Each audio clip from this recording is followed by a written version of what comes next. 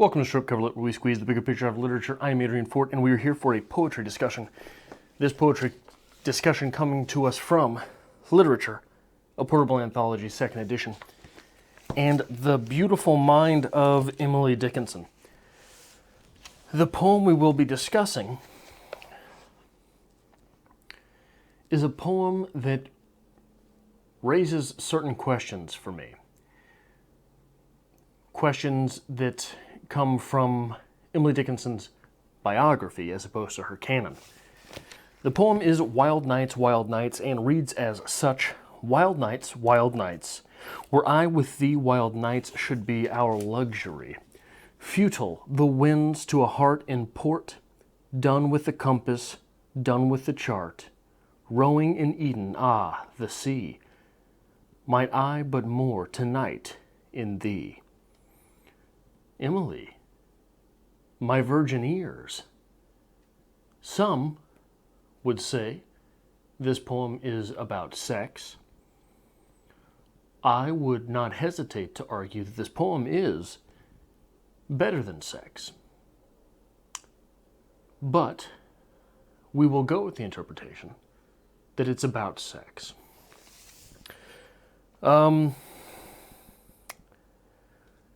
You know, when Emily Dickinson is on top of her rhythm game, it really is an experience to be had. And speaking of games, I think that we should think about replacing the in-bed game and the that's what she said game with the in-thee game. I-N space T-H-E-E. I lost my keys. In thee. Are you coming? In thee. It's a much more fun game, I think, than those other two.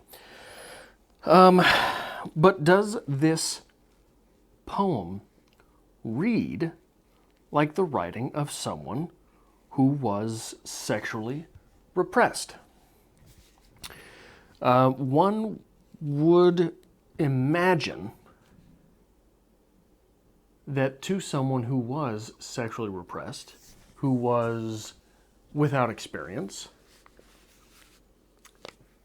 the temptation to write explicitly on the manner would outweigh any attempt to write with subtlety on the manner.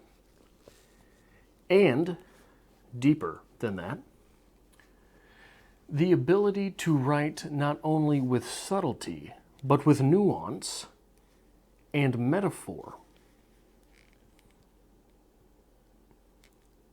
These things are difficult to experienced writers writing on experiences. But for someone who would be ignorant of, and let's be clear, this is not, it is difficult to imagine that these images are being presented to be accomplice to expressions of love and not making love. So this is difficult to talk about because of the level of nuance which is present. Remember, this was written in a time when one wasn't simply firing up the laptop and Googling images of a lovemaking. This was a time that was overall fairly sexually repressed in a family, a deeply religious family, a deeply religious area, and a part of the world which, and these are things that are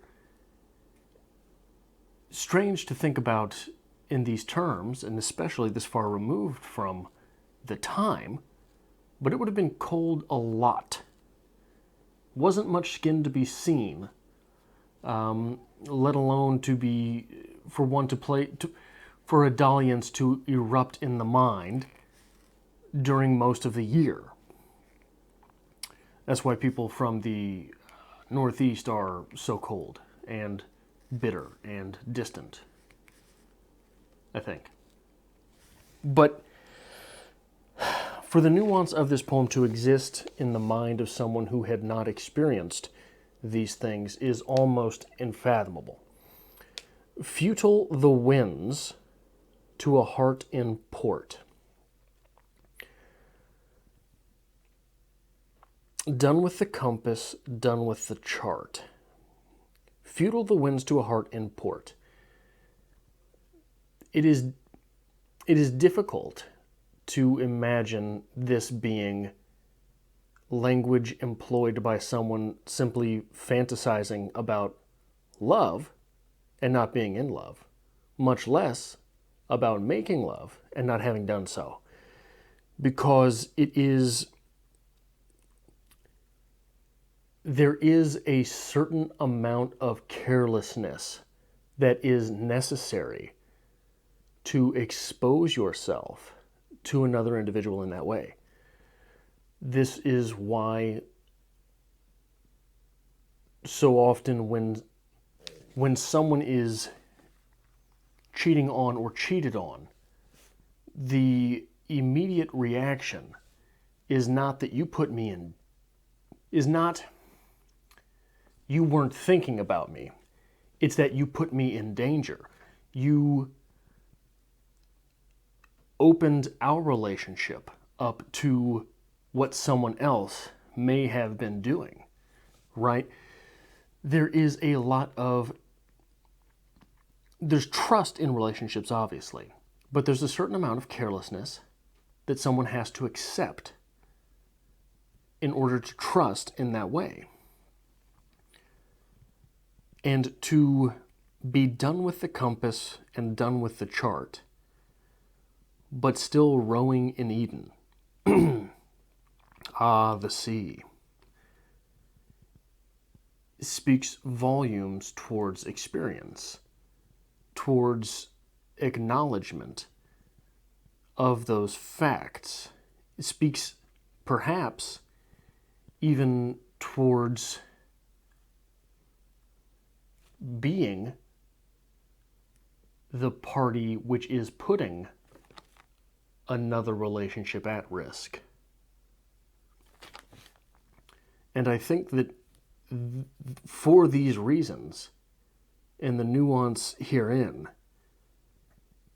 it is difficult for me to accept the oft given image of Emily Dickinson as simply reclusive. In fact, it may even make some sense for her almost violent withdrawal from society if she had accepted the fact that she was to be that way because she was something bad. And now I'm not trying to diagnose Emily Dickinson with anything, but for me, what poetry is another tool at examining the soul, right? So it gives me another leaf of nuance to wonder about that in this poem. And so often, one of the things we take heed about on this channel is diagnosing what a poem or a short story or a novel is. And that's never my intent. My intent is simply to open up a possibility of what it could be. So for me, all of the tools with which we have to think about literature are tools with which we must examine the self and the human experience.